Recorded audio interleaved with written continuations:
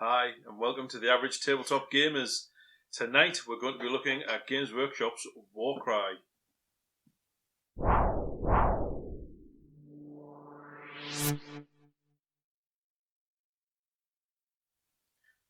Hi, it's Gary from the Average Tabletop Gamers, and I'm here tonight with Ian from the Average Tabletop Gamers. So, I've lashed out on the amazing box set that is Warcry. It is a pretty... It's a serious box, that's actually. Massive. Yeah. It's a mad bit of kit. This is huge. This is the game we were all... You not so much. You knew the instant you saw it you were going to be lumping for this. The rest of us have been like, no, we're getting involved with too much. We need to try and avoid something. Yeah. And that's just going to come crashing down around us. Oh, us. yeah, totally. So what we'll do is we'll dive straight into the box because there's so much content. We'll get through it pretty quickly. Yeah. It weighs, by the way, an absolute ton. And the box art is amazing. And that is a serious amount of plastic to just get a view of. So I think we'll get a close-up of that so you can actually see what's all in there. We'll probably get it all laid out for you as well. Because the just sheer scale of what you're getting in here is incredible. So when you're looking at it, you're going to be gobsmacked at just what you're getting for your money, because the Games Workshop starter boxes for me have probably been the best thing they've done in many years. They've almost gone big board game with it, haven't they? Where, you get everything you need for two people to play, and we've said this in previous videos as well. So am I just going to dive in? Yes, dive in. So some of the sprues you get in here, there are fantastical beasts that inhibit the waste of chaos. I think is what I picked up. Yeah, it's set near the main part of these battles are set near what's called the 8 point, which is where it's the seat of the Ever-Chosen, which is Archaon's throne. Yeah. So that's where all his strongest warriors vie for power, and it's all where they're showing off and getting the good stuff that they go through. So what we've got here, what we're looking at straight away, is some of the smaller sprues you get are actually the game miniatures. Yeah. So we'll do some close-ups of those so you can see what they look like. Like some kind of bird lizard. Yeah. So you've got Raptor Rixes, I think they're called, right. And you've also got classic. The ones with the smooth skin and the wings are Chaos Furies. Yeah. The sprue you're actually holding there is actually from the Untamed Beasts. That's actually one of the war bands that you get in here. So there's two factions in here. So the beasts that you get inside can be used to fight alongside. They'll actually either randomly be part of the game, or you can actually buy them. Oh, really? Okay. Yeah. So that supplement the war bands that are already there. And there's loads of these models in the box. And the first thing that's really coming to me is those are some really packed sprues. Oh, yeah. I know in one of our previous videos we talked about the amount of spare plastic. Mm-hmm. There isn't on those, is there? There's a lot jammed into these. If any of you are fans of Legion, you might have seen the recent Clone Wars release, the box that they're doing, and you might have seen Fantasy Flight Games, and you can tell they're pretty much in their germination stage with plastics, because there's so much space on those sprues that what they've packed onto like one massive sprue, Workshop would pack onto a smaller sprue like that, because they've really got their sprue manufacturer off pat.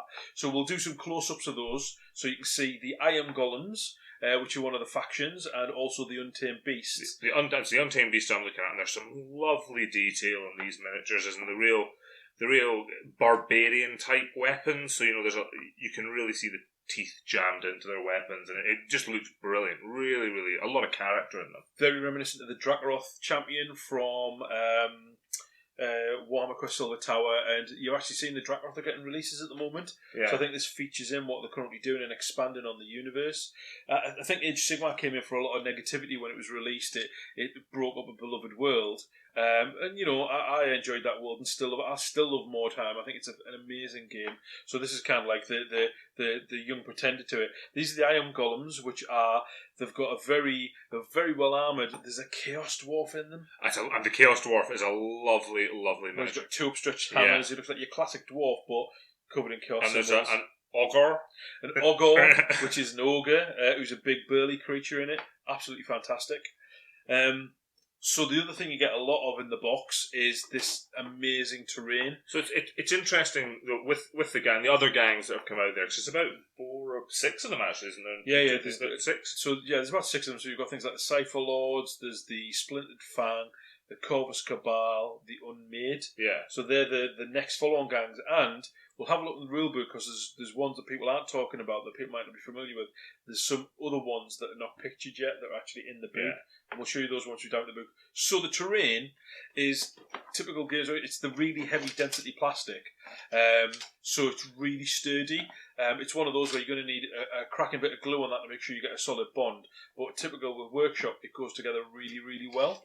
That is a serious statue head, I'm assuming. So a lot of the terrain, what we'll do is we'll not do a close up of much of the terrain, but we will do a close up of the head. I'm going to sound really old here, but do you remember a Sean Connery film called Zardoz? Yeah? I do not. Don't you? There's a big flying giant stone head, and this does nothing but remind me of Zardoz. If you haven't seen Zardoz, it's insane. It's not PG friendly. It's a weird, weird movie. But it's one of those ones you'd come in from the pub on a Friday night. It'd be on Channel 4 and you'd be like, what am I watching? That is very reminiscent of it. So was this back when there were only 4 channels? There may have been only 4 channels, I can't even remember. So we can't express just how much of that scenery just range. I mean, the scenery is, we've raved about the scenery coming out in Games Workshop boxes over the last few openings we've done. And this just seems to go to another level. I mean, the detail in this is just outstanding. So you're either going to go really mad with this terrain detail, or you can keep it really basic and do your basic sprays and dry brushes, and it'll pick up just like tons of quality detail on it. It's just packed full of stuff. Or as I've learned tonight, as the non-painter in the group, contrast paints and how good they look with a simple coat. So even use some of the new GW contrast paints on it. Absolutely. Now, you picked up something, maybe just a tip for anyone opening it, about not gluing some of the scenery together. Just maybe worth touching on that. The one thing I'm going to say is, and this is advice that I've seen from other people who've already started getting their boxes, all those YouTube influencers and the model painters who get access to stuff in retailers, when you're building the terrain, you've got to be cautious. The terrain's got to be set out a certain way. So if you get this terrain out of the box and start building it, which is what my temptation was, I'd have made a hash of it. Yeah. Because it's got to go together a certain way. There are certain builds and certain ways it's got to do. So the head, for example, has got this amazing, you can have a set of steps going up to it. As a platform with spikes coming up the sides. Looks amazing. If you glue it in place, though, it doesn't need to be there. That's meant to butt up to the other terrain, and the head's meant to be separate, because in some scenarios, that's just like a fallen idol head that you've got to use as an objective. So you've got to look. So really have a look through the contents before you build it. So that's one piece of advice we'll give. So should we dive into the rest of the box? Which also the amazing plastics. The lovely, as has become more and more common in games, the shield between the plastic and the books. Do you think we'll have a nice bit of artwork on the other side? Definitely. It is the box art, but the one thing I'd say is I think this is thicker quality than the other ones we've seen. It feels it, and it isn't quite as easily damaged as some of the other ones we've seen. There's marks on one side of it, but when you look at it, and we'll show that to the camera so people can see it, not just you. We'll do a close up of that actually. But I'll tell you what, I'll put it so you can see it now. Like that, it is absolutely beautiful. It is the art on the box, but we'll do a close up of that for you so you can see just the high quality of it and the fact there's very few marks on it. This would go in a frame. Yeah, absolutely. Stunning, absolutely stunning. So, what else do you get in the box? So, you're getting a double-sided board, very much like you're getting Kill Team. You have also got your counters in there. Now, the one thing I'll say about this, and we've talked about this in our Kill Team review, if you go and have a look at that, one thing we found with the game was the tokens and the markers and what you put next to the model were massive. Yeah. They were like the size of a base. Next to the base, the board became really cluttered. These are a little less obtrusive, so they won't get in the way and they won't distract from the aesthetics of the game. But the board itself is the usual quality of artwork you're going to get from Workshop. And double-sided, did you say? Double-sided, yes. So you can't really knock it. And my favourite, a good chunky rule book and a quick reference guide that I've just pulled out there. So the quick reference guide has got a what's in the box, but the interesting thing is it's also got a rough how to get started, and it's got your rules summary on the back as well, and we like our summaries. This, because I know a certain person right next to me has got a laminator, I might be getting this laminated. So the rule book itself, what do you think? The size of it for actually the game, it's a really chunky book. A lot of it looks like it's a campaign section. Yeah. Because what I've read so far is you do campaigns by gang type. Yes. So they've got their own campaign mission. It looks like there's about 3 different ways to play it. Yeah. So you've got open play, narrative, and match play. So your classic, I'm going around my mates and I'm going to have a game. I'm turning up at Ian's. We're just going to play Warcry tonight. we have a battle. The narrative campaign is probably what appeals to us more now. At the point we are in our lives, we kind of like investing in what the background is and what you get, and how deep the background, the lore is. So we would do that. Match play is more for tournaments. That doesn't appeal to me, but I know people will competitively play this. And there, as Gary mentioned, the Signs of Flame and the Spire Tyrants. So those are the two gangs that we have seen nothing of them yet, have we? So I opened up this book and I was kind of like, what are these? And we'll do a close-up on those pages so you can have a bit of a look at them. There's no model photographs. There's no hint of what they are other than the background text that's in there and the quotes that they have on them. And that mirrors, so it mirrors through where you read about the unmade that are coming out, where I think it's like agony is pleasure, that kind of thing. And it reads through it. They've got their own like cleansing through flame. So they've got their own quotes. I'm dying to see what they are. While Ian's leafing through that, I'll go through the rest of the box. What's quite interesting is just before you start there, it's the rules seem they seem like quite a small section, seem quite straightforward. Yeah, they do. And then it's mainly your campaigns and how you run the different types of games. It's really stripped down. A really interesting mechanic is strength defines how you hit. So strength against toughness is how you hit, which I was like, what a weird concept, but kind of like, it just seemed like the more powerful the warrior, the more able he is. So actually from the Chaos, and for people who remember Lost in the Damned and Slaves to Darkness and the original Chaos Warbands, this would fit in quite nicely to that theme, where the more powerful you are, the better you are. You get a brilliant how to assemble in here. So it's got everything on the sprue. It's the typical. It's derived from the Z what we've modelling. come to expect, isn't it? It's very serviceable. It's really good. So what I've noticed in here, and this might be a bit of a lead-in for you, is no stats, no how to build your warband, and so there's these cards. Now what I'm going to do is I'm going to get these out, show you, and we'll do some close-ups of these cards. And what they are is each card has actually got the stats for your warrior on there and its ability. So it defines what you have in there. So literally, whatever your cards are, that's what you've got. Now, what you don't have is... And there's a number of these. I assume that's a point cost, is it? Yeah, so it looks like there's a points cost to it. So that's obviously going to be coming in for match play. For a narrative play, less so. Something that we're going to try in some of our games upcoming. We play a lot of bolt action, for example. We're looking at doing things like unmatched points, so that you're like, that's what a general would face. But in this, kind of like you're going to even it up a little bit. And the cards have got... it tells you your abilities, the wounds that they've got, the strength, the toughness, and other abilities. And it's got a beautiful piece of art of the model as well, which is a great painting reference. Yeah. So they're fantastic. They're really good, and they define what you will, I assume, only get the cards for the two bands that are in the game. Exactly. Buy a warband, which are retailing at £30 a warband. It's £30. So the main box is £100.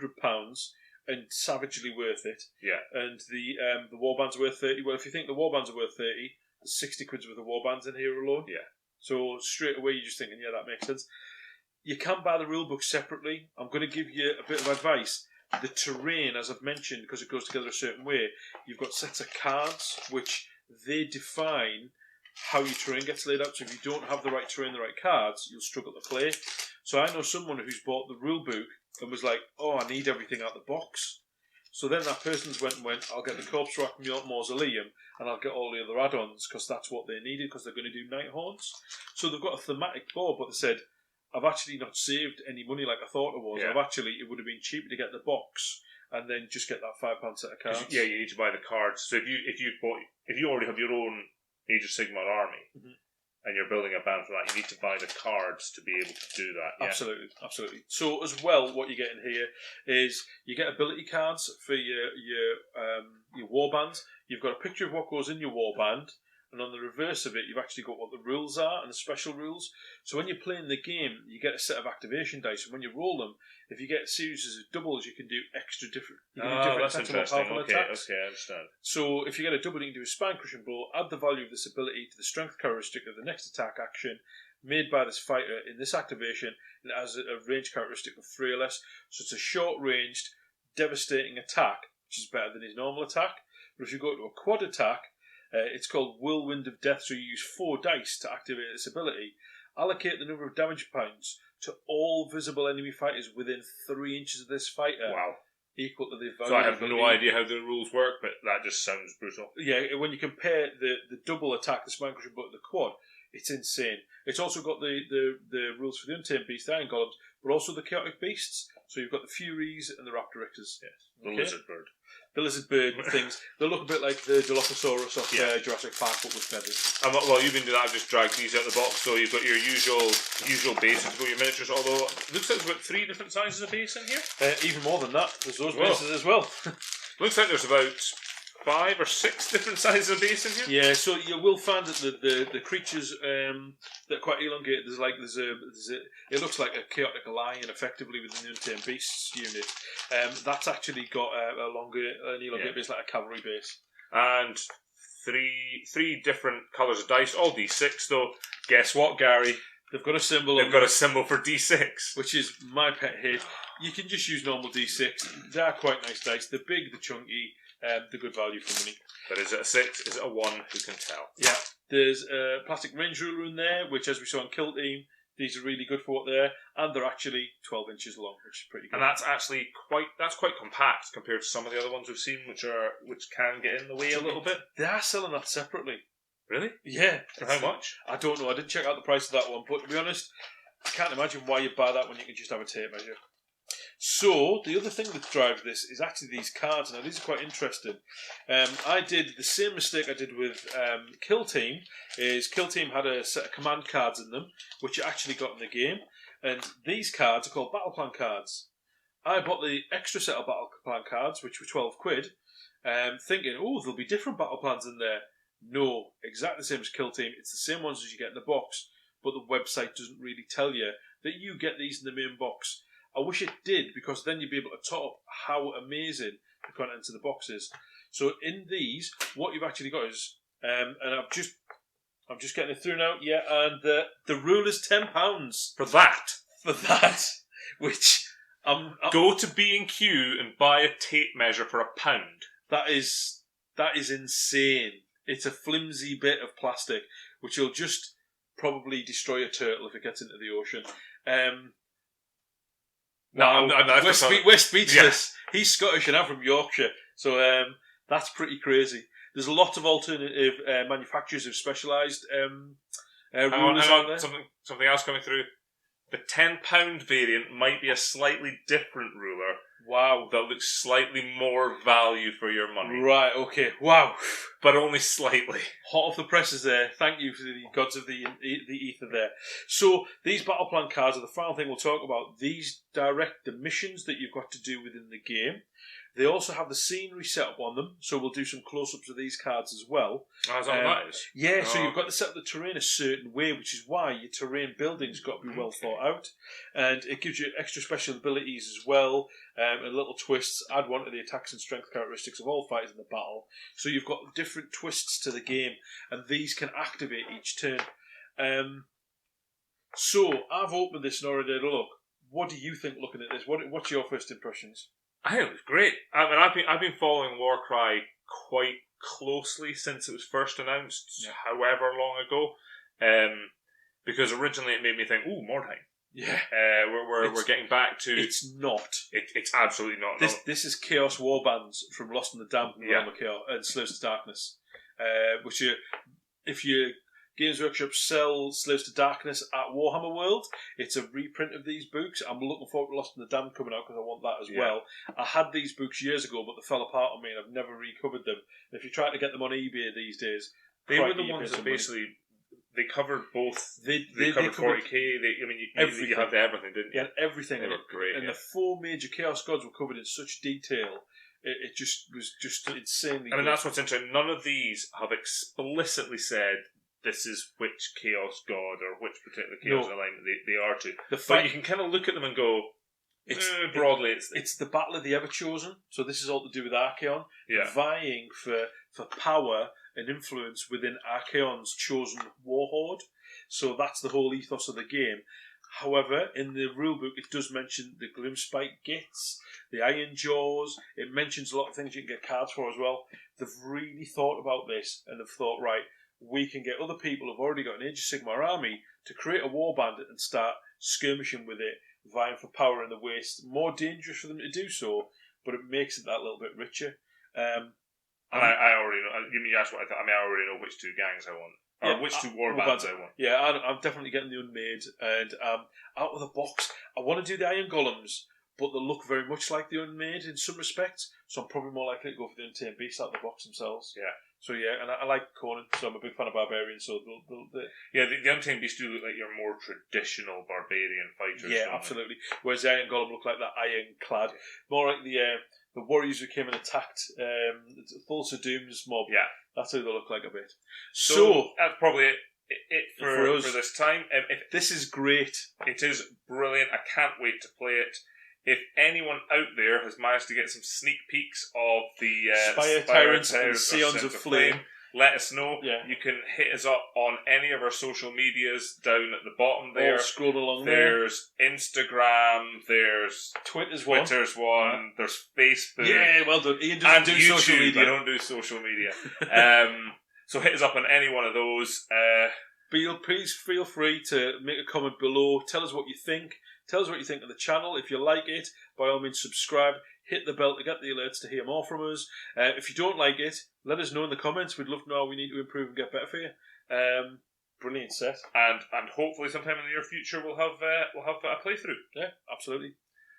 So until next time, thank you very much. See you again.